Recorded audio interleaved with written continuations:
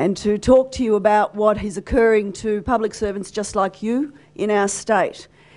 But before I do also want to acknowledge the traditional owners of the land on which we meet, and I pay my respects to their elders.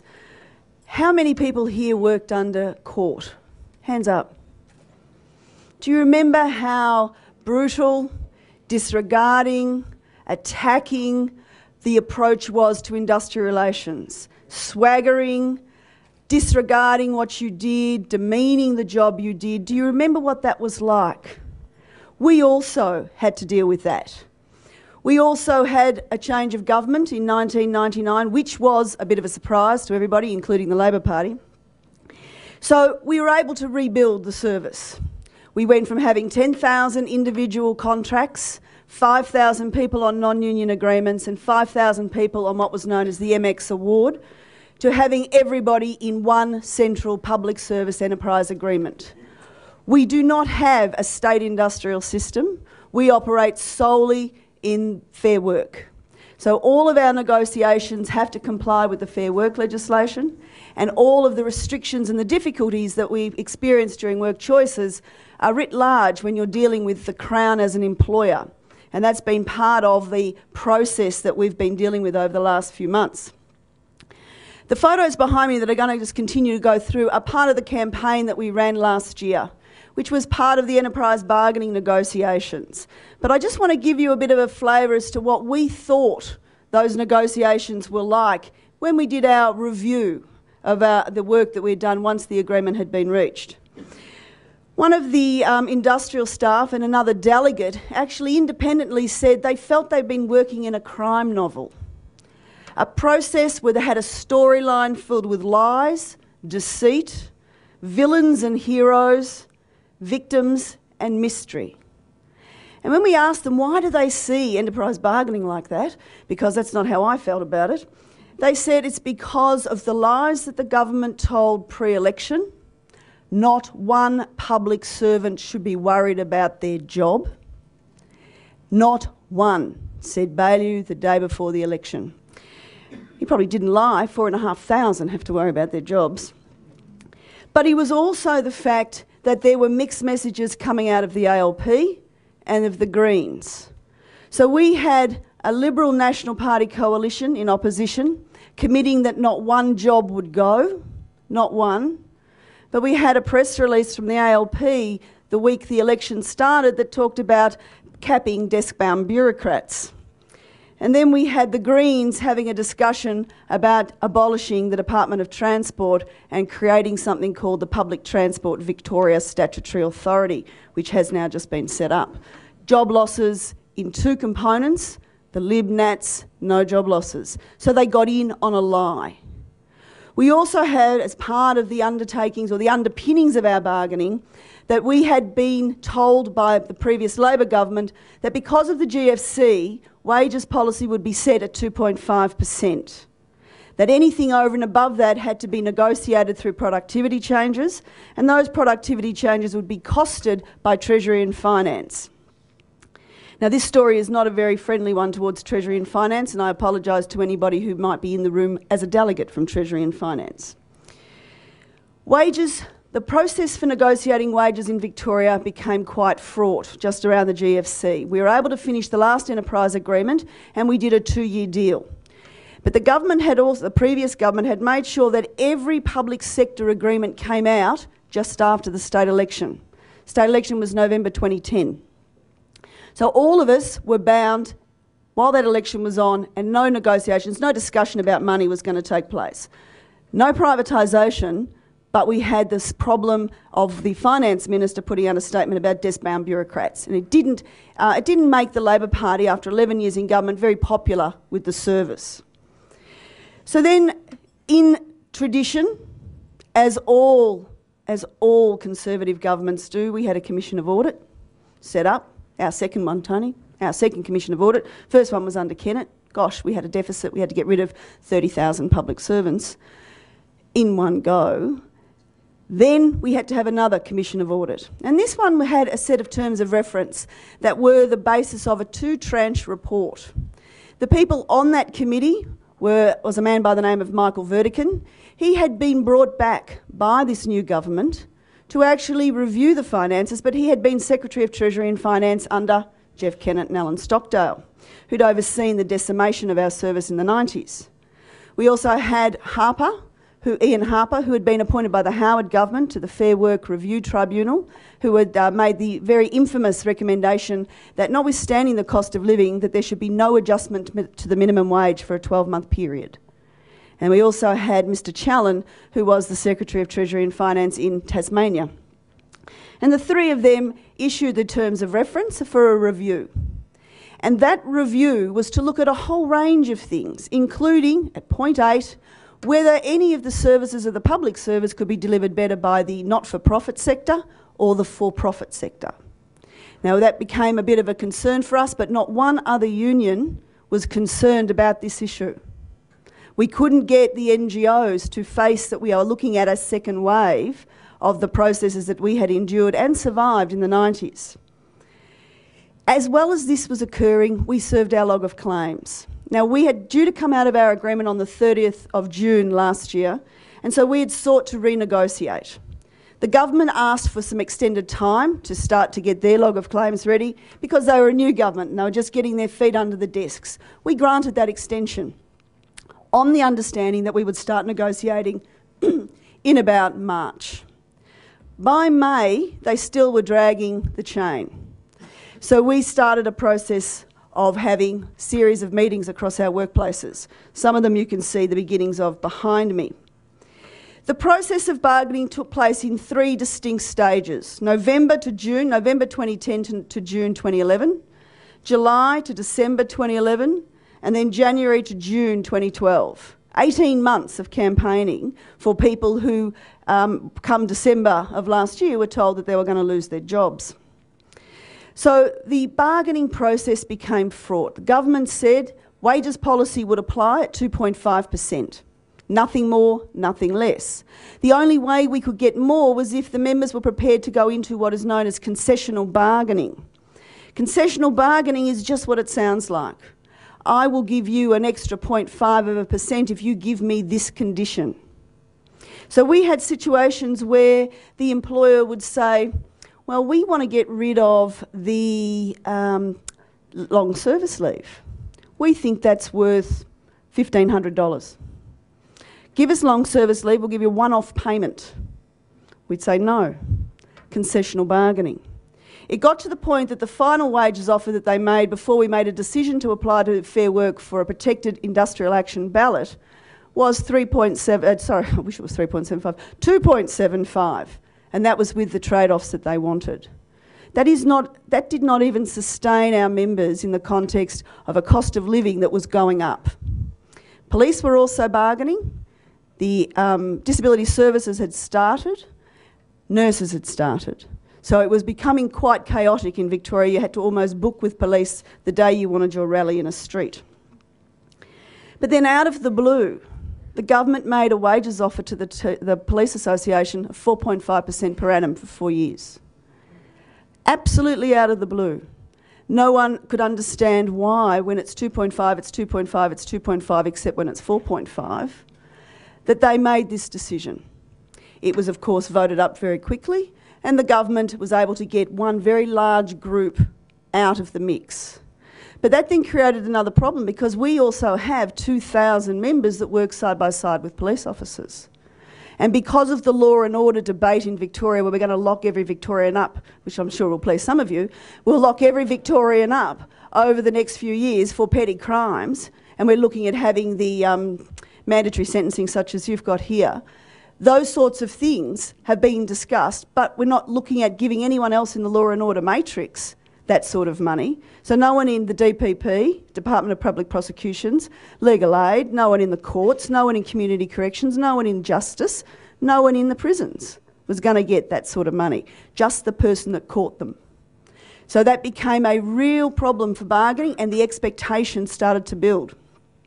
Still, the government refused to negotiate in good faith. They started dragging out meeting times. They started saying that they couldn't meet because they were still costing proposals that we put to them. So we made an application to Fair Work to conduct what's known as a protected industrial action ballot. Now, under the federal system, we're required to have a ballot of our entire membership who are going to be covered by an enterprise agreement, and that we have to get 50% plus one of the entire membership voting, and then 50% plus one of that to actually vote yes to take the action and be protected. So it's a very high standard, 50% plus one of your entire membership. We made the application and we made a decision to try and target the industrial action not simply by being determined by us in the central office at Melbourne, but we actually asked our members, we said, here are 20 bans and limitations we want to apply across the service. Put additional ones in for your occupation, your department, your program, and then put them in specifically to the ones that we've already identified, and we will seek from Fair Work the right to have a ballot on all of those bans as one question. Are you prepared to take industrial action, yes or no? And Fair Work ruled that we could do that. So we had 58 bans and limitations, from caseload ceilings in child protection, such as this one up there, caseload ceilings in child protection, to locking prisoners down for 23 out of 24 hours, to stoppages in youth justice facilities at 2 a.m. to 4 a.m. I can tell you that really annoyed the Department of Human Services Management, because they had to get up and staff those facilities. But that was the nature of how we tried to design it. But the central components of the industrial campaign we wanted was to get public servants to speak out about the impact of the service cuts that were slowly seeping through as we were looking at a range of issues heading towards the 6-monthly financial statement. So this is about September to November. So one of the bans we put in was a ban to say we are no longer covered by the Code of Conduct, which prohibits a public servant from speaking out against government policy. I don't know if you have that over here, but a public servant that speaks out can be sacked. Well, we were able to structure the question in the industrial action that allowed a public servant to speak out. And boy, were there people queuing up, particularly in areas like child protection, like juvenile justice, like community corrections. But we also had members in housing, people in the courts talking about the delays and the problems associated with their work with the cutbacks that were occurring and had been under the previous government, and why they needed to have a fair and equitable pay increase. So that industrial action rolled for most of last year. And Tony asked me to look at some of the stats because, you know, she's like stats. We've got to have stats, Tony. So what we do is we went to over 300 separate work sites. We had nearly 5,000 people come to those meetings, and we rang to make sure that we got our 50% plus one ballot up. We rang every single member in the Victorian Public Service who was covered by this agreement. So we made nearly 12,000 phone calls in the period that the ballot was open. I bribed everybody with pizzas and lemonade and cab charges home. But what was interesting for us was that the staff participated without direction, the officials participated without direction, but what was great was delegates came in. And we used a system that was designed in-house called, I'm not very good at technology like Tony, one of those thingy things. It's a monkey script, and what we had was that we had the information, and it automatically went straight into our membership database, and it would scroll, and you would randomly pick people up, and it had a set script. Have you got your ballot paper? Yes. You press yes on your screen, it would take you to the next set of questions. If it was no, it took you to a direct email that allowed us to send them email details for asking the Australian Electoral Commission to get another ballot paper. Fantastic for the way we were able to make sure that we contacted everyone. And we were able to say to them, if you don't want to do any of these bans, if you don't understand what a caseload ceiling is in child protection, doesn't matter, it doesn't affect you. This is about getting these authorised, and then what's triggered is about what occurs in your workplace. And that was able to be done, and that was fantastic for us. We also, though, had to go through a process of arguing with the departments that our protected industrial action was not, under the Fair Work Act, going to have an impact on the health, safety, welfare of the community, or have a negative economic impact on the community. They're the two triggers that allow an employer in a federal system to cease the industrial action. So we had an application by the Minister for Human Services against the child protection bans in late November, and we were successfully able to fend that off because our members were smart. They were prepared to roll the industrial action. They rolled 3 of their 18 bans that they had on and said we won't put the caseload ceiling ban on during weekends. And that took away the one argument that the government had in this application. Fair Work were getting a bit tired of us all by this stage, and they issued an order. And they issued an order which a little bit annoyed me at the time, but I think in hindsight was very smart by the Deputy President who was controlling our negotiations.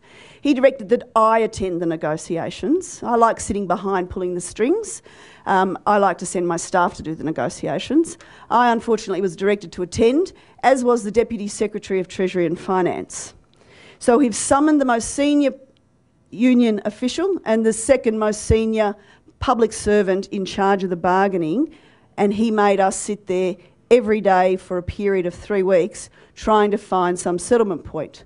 He also summoned the child protection group into a separate set of negotiations to try and resolve issues around workload and the structure of their work. However, it all came to naught, as the saying goes, because on the 15th of December, as I was driving back from a rally 4 hours away from Melbourne at Warrnambool, having had a fantastic turn-up, had public servants speaking to the media, it was wonderful. We got a heads up from within government to say that when they made their announcement for the economic statement later that afternoon at 2:30, they were going to announce 3,600 jobs to go.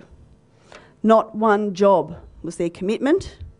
3,600 were to go in the announcement that was to be released later that afternoon. But interestingly, I had to be with the Deputy Secretary of Treasury in Fair Work by 4 o'clock. Hence, I was driving back from Warrnambool. When I rang him and said, why are you doing this? You're in the middle of bargaining. This is going to have a huge impact on the productivity arguments because you're saying not one frontline service will be affected. His comment was, we saw it as a parallel process, that it didn't have an impact on the other. Now, how can anyone who's involved in industrial relations think that you can cut jobs and have a statement to say there'll be no changes to the productivity or the services being delivered, and then think that doesn't flow on to the productivity arguments for enterprise bargaining? But these people were in charge of our bargaining process. I went into the meeting with the Deputy President and simply said there is no point having these discussions anymore. We are now going to escalate. We are reimposing the caseload ceilings. We are reimposing the 24-hour stoppages in the prisons, and that will start immediately that we do the 72 hours notice. The government said, well, we'll apply to suspend. And I said, you can apply for whatever you like. I'm doing it. And then the Commissioner said, he was a Commissioner at the time, became Deputy President post this dispute. He said, do you want to talk about what I'm proposing to do? And I said, I'll talk to you, but I won't talk to him. Get him out of the room. So it was very nice. He walked him out of the room. I came back, got myself together, and we then had a long conversation. And I said, I don't care that they're going to make an application to terminate. 3,600 people are going to lose their jobs, not just through voluntary departure packages, but also because they made a decision to not renew fixed-term contracts, regardless of where that position was, and not to fill any vacancy that occurred as a result of attrition. So they had made a decision, based on the Verdicon report, which is the Commission of Audit, that they were going to cut these jobs because the Commission of Audit said that we must fund infrastructure, just like Mr Mitchell said earlier today, fund infrastructure from the recurrent budget, don't borrow. So we're going to sack people to build things. What a short-sighted approach to politics in my state. We escalated. Fair Work Fair Work called the parties together, and the government got up and said, we wish to have the matter suspended. We've suspended the nurses' industrial action and we want to enter into talks. And we've said, we don't think there's any capacity to reach an agreement. We want it terminated. We want to go into arbitration. And the government said, oh, no, we think we can talk it through. We'd like it suspended. Fair Work terminated it on the basis of the announcement that showed deceit and deception associated with the bargaining by not telling me and the Deputy President what was occurring with the job cuts. We then went into what is known in the Fair Work Act as post-industrial action conciliation, where the parties involved in the negotiations are called together and they have to try and see if they can find a process before you get the arbitration dates. So we were meeting from the 5th of January through to the 13th. On the 14th of January, they said to me, "We'd like to extend for another 21 days, is that okay?" I said, "No, I'm going into arbitration.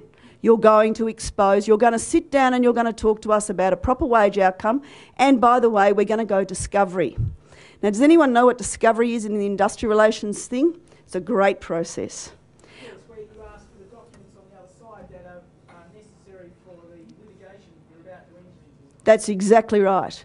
So when we said we were going to go to discovery, they were a bit surprised. And when we asked for a particular set of documents, they were very surprised. One document we asked for was the Vertican report, because they've made a decision after the kerfuffle about Vertican that it was not to be released. It became a cabinet in confidence document. So here we have the blueprint for what is occurring in Victoria now, not allowed to be released to the public. A public that voted them in, lies and deception. So the government said that it was not going to release it. So we found a power in the Fair Work Act that allows the bench, the member of the tribunal, to issue an order to attend. So we said, we requested that he issue an order to attend against the Secretary of Premier and Cabinet. And he did. You've never seen the Premier and the Secretary of the Premier and Cabinet disappear into state on a very important COAG meeting faster than your life. They declined to attend. So we had a process of farce going on because we wanted this document, we wanted to see what was proposed for the privatisation of our services, the 3,600 jobs, but also how they were going to deliver services when people were leaving and not being backfilled. The government ignored it and continued on. We had the budget in May and they announced a further 600 jobs to go in our sector. But the language is important because they're all back room. None of them are front line. But what a nonsense it is to say that not one person who contributes to the delivery of a service can have an impact on whether that service is delivered or not. If you are working in child protection or the prisons or youth justice or the courts, you don't do it for nothing. You don't turn up into a place and say, "I'll build a building here, I might build a court." You don't do it without pay. So you need the people who do pay, procurement, policy, buy you your cars, make sure you've got your equipment, do the demographic analysis. You need them. They may not be the ones out there interfacing with the community, but they're the ones that keep that program running. And cutting 4,200 of those jobs means our services are going to collapse. And that's what we were trying to expose. The case commenced. And on the first day, I hate to say this, but a former staff member of the union was giving evidence about how certain things came about post the Kennett era and was giving evidence for the department, I have to say. We had given an instruction to our barrister to make sure that gloves were off. No love lost. Once you're on the other side, you're on the other side. The government then made an approach to our lawyers and said maybe we should start discussions again. So the discussions did start again. For 3 weeks in June. 4,200 jobs going. We have negotiations occurring. The government still wanted to remove a number of components of our conditions around progression. Now, under Kennett, very quickly, under Kennett we lost our entire classification structure. We had only 5 broad bands. The 100% value of the job was the base of the band, and the only way you could progress was performance pay, unilaterally imposed. Guess who didn't get performance pay? The lowest grades. Who got the most? The highest grades. So we, as part of the redesign and the recreating of the One Public Service Agreement, made sure that there was a process that guaranteed that the person who answers a phone in a regional office has the right and the dignity to receive a progression payment for the job they do, for the job that they contribute to the delivery of services. And so the wording that's in the agreement is the overwhelming majority of grades 1 to 4 will get progression. The government wanted to remove the words overwhelming majority. It was very clear what their intent was. So we were able to focus and try to negotiate around that. And then very late on Friday, the 29th of June, the government finally capitulated. I'm not sure what triggered it. Must be my great negotiation skills. Don't laugh. At that time, they came back and they accepted the wages offer that we had put to them. We said we wanted 3.25% payable on the 1st of July, which is my birthday, by the way. And I wanted to give everyone a birthday present. So 3.25 on the 1st of July, 1.25 on the 1st of January in the same 12-month period, so it became 4.5. But we also wanted $1,500 cash. Seemed like a good figure. So we asked for that. Then 3.25, 3.25 and 1.5 with a set of renegotiation principles put into the enterprise agreement so we could actually compel Department of Treasury and Finance officials to attend and negotiate in good faith, because they had dragged their heels for 6 months while they were dealing with the verdict and stuff. Government agreed. The first pay rise was paid on the 1st of July, and now the next one, and $1,500 to every permanent public servant in Victoria. That has cost millions. And you know what? I'm glad it's cost them millions. In the context of this campaign, and I can see Tony moving, and I'm going to hurry up. In the context of this campaign, the thing that came to us was language. We need to be ever vigilant as public sector workers about the language, the way they demean our jobs. They call us bureaucrats. They don't look at the types of jobs we do. They say the private sector could do it better. It can't. In Victoria, a public-private partnership that's redeveloping one of the state's regional prisons has just collapsed, leaving hundreds of tradesmen in a small government town with no money, leaving the prison system so clogged that they're double bunking again. And we have a situation that the Premier says it's up to the private sector to sort out. We have a major problem with the ideology behind these things.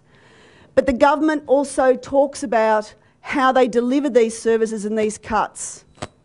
Our cuts in Victoria are under the Sustainable Government Initiative. And we have a Better Services Task Force. And the Better Services Task Force is made up of private sector business people and the New Zealand Commissioner for Public Services. The New Zealand Commissioner for Public Services heads a policy that's called Better Administrative and Support Services Task Force. And when you look at what is occurring in Canada, in England, in the Tea Party states in America, this is occurring across the globe. The downgrading and the diminishing of our jobs, degrading what we do as simply something a bureaucrat does. But there are 450 occupations that are in the state of Victoria that deliver real services to our state, and we believe that they're worth fighting for.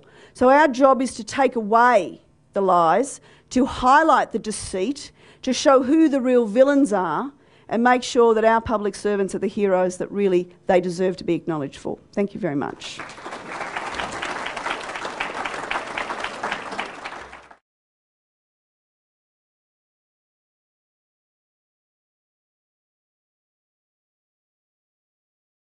It wasn't that everyone had to take a 24-hour strike. It was simply that you might put an email footer to say, I'm not answering this, I'm taking industrial action. Something that allowed everybody to feel that they were part of the campaign actually did rebuild. As I said, we recruited 1,900 people in the second 6-month period, and that was nearly 700 more than the previous 6 months. So the worksite visits, the activity around the industrial campaign, but people being able to choose what type of the action they wanted to do from that list, I think really did give them a sense of empowerment and also participation. Okay, well, I've got one more question, then we'll go to questions from the floor. So have a think about what you might want to ask Karen about the similarities or differences between what's happening in our states. But look, we've heard about something seems to me ironically called the Sustainable Government Initiative that the Victorian government announced recently, and whilst we don't have the same sort of cute name for funding cuts and job cuts here in the West, we're also seeing job cuts happen here, and we're seeing that in Queensland and New South Wales.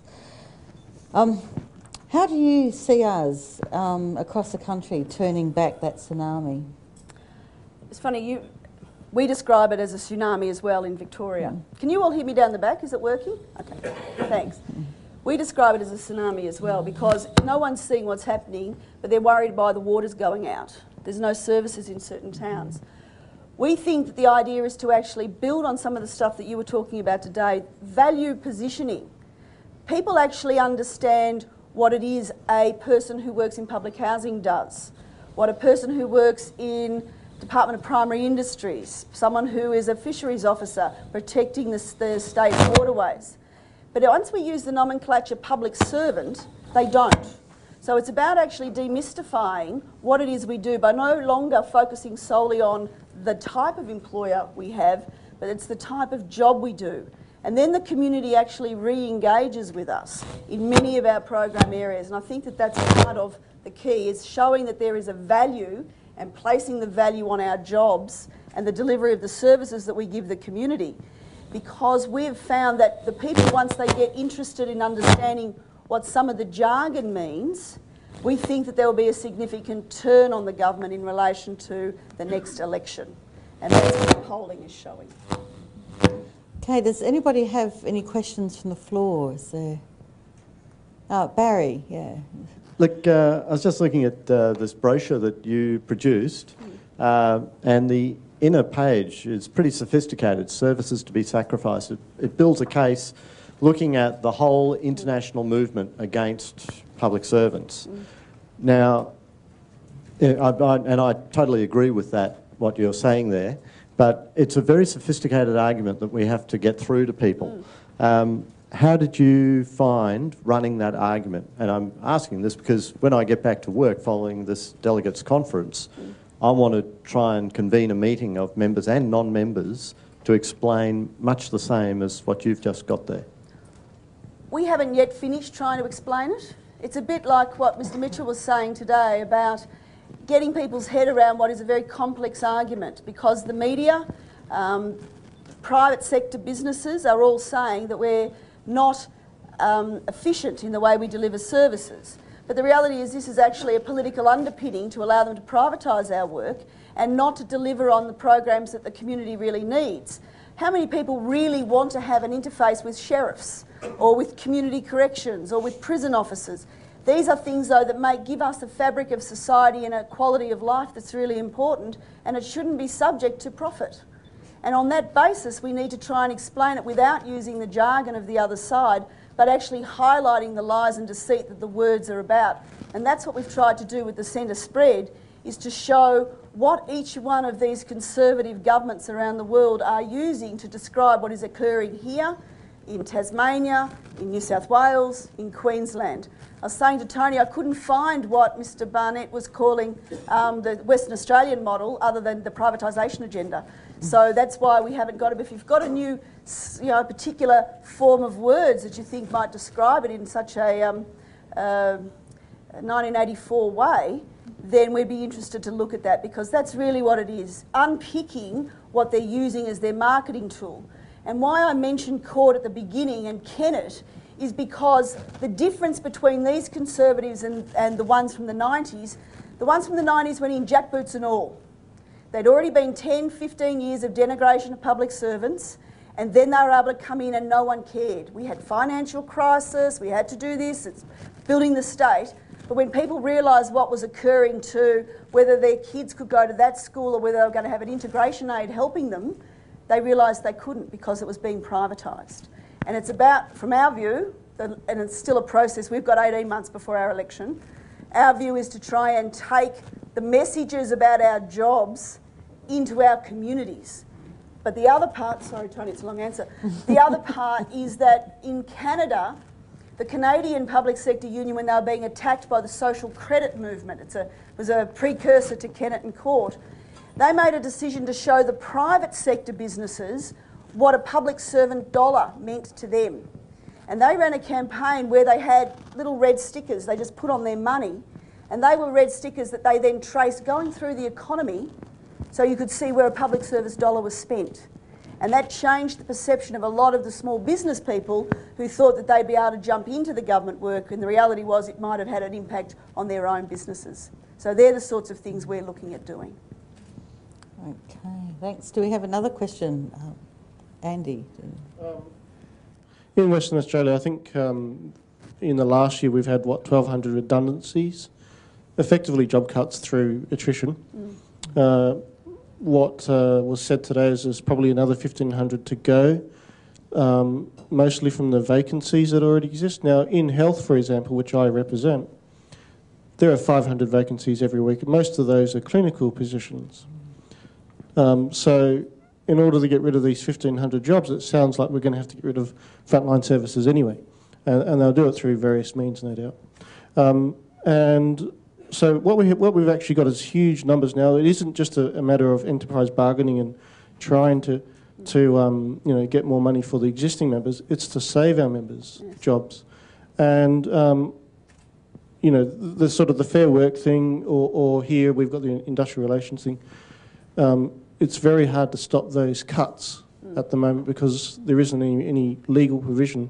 So is there any work being done in order to, where there are large numbers of redundancies and cuts being made, has there been any work that you know of that might turn that around?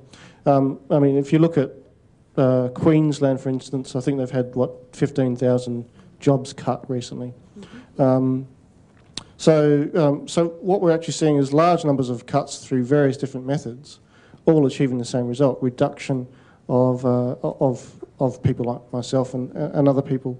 And I guess what I'm just trying to ascertain is if there was a way of speaking out, that would be great. And one of the things that came out of your message was very much about this whole idea of getting rid of that gagging order. Now, in Western Australia, we've got this clause in the Public Sector Management Act, which basically prevents us from speaking to the media. We have to go through media liaison officers and so on.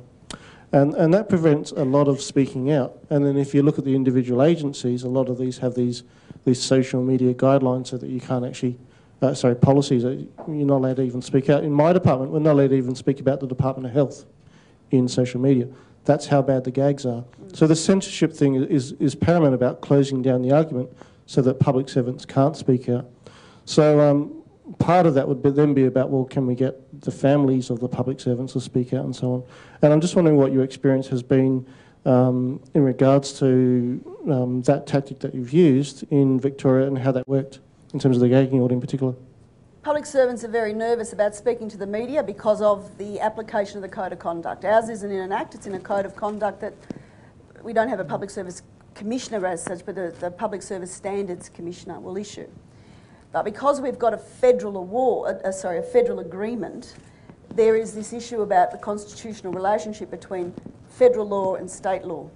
And one of your speakers earlier today was talking about the fact that many people in the department, I think it was transport, don't quite understand that they're bound by these laws, and they think that a policy of a department's okay. The reality is federal industrial law trounces the policy of a department. But the key for us was actually getting people to speak about what was happening in the services, and we could only do that through the Fair Work industrial action. The other component of your question was what was occurring for the nurses' dispute. The nurses were getting people and retired nurses to ring radio stations. So they were able to talk about it from a public health perspective, not an industrial campaign. And that had a real impact. So getting people who are prepared to talk, even if you have a script, but being prepared to talk to talkback radio right across the state had a huge impact. We found running TV ads in regional Victoria allowed there to be a dialogue that's occurring that continues through free media, and we've got 2 country newspapers, the Weekly Times and Stock and Land. I am very big in Stock and Land at the moment because of the attacks on agriculture.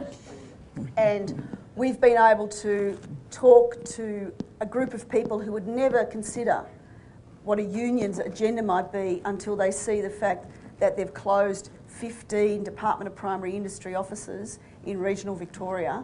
And if you, as a farmer in viticulture, want to have someone to come out to your farm, you might have to drive to Hamilton, even though you're in Cobden, as an example.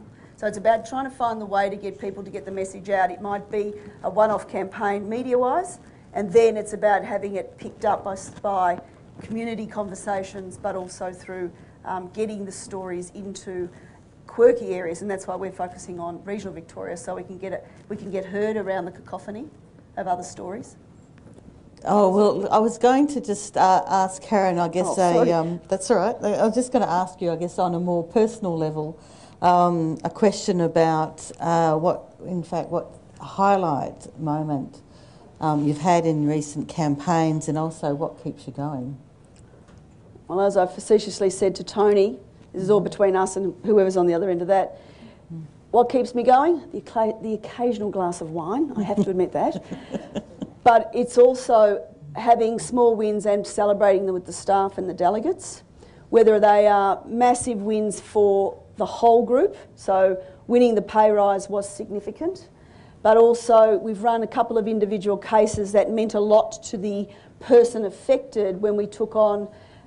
We ran a particular case and we went all the way to the federal court, and we got someone reinstated who was being stitched up using the Code of Conduct and the Ombudsman's process through the Whistleblowers Act, and we got her reinstated against the Chief Commissioner of Police's intentions, and he's gone and she's still there. So that gives me a really big thrill.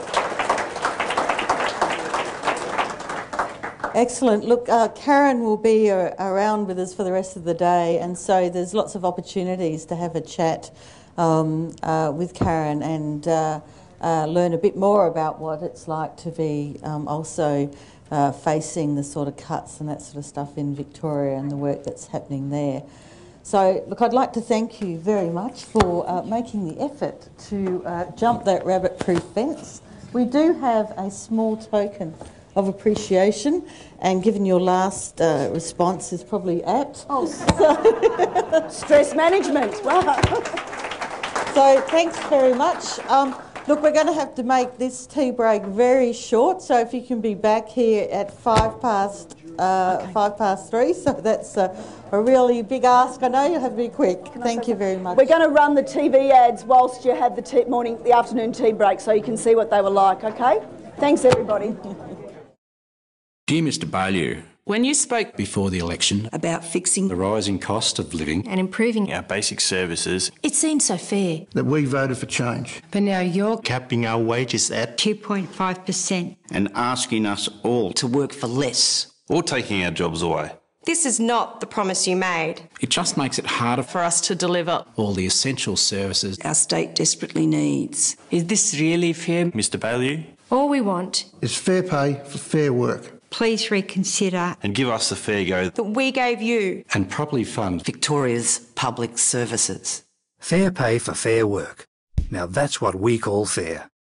Authorised by Karen Batt, CPSU.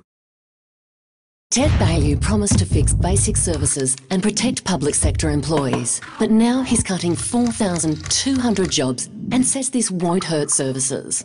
Come on, Ted. We're not fooled. Cutting these jobs will affect health and human services, clog the courts, cripple agriculture and our farming services, remove family and school support, place kids at risk and damage our transport, tourism and planning future. Victoria's population has grown by 20% in the last 10 years, yet the public service is 33% smaller than it was 20 years ago. Every employee contributes to the delivery of services. Real jobs, real people, with real families. Authorised by Karen Batt, CPSU Melbourne.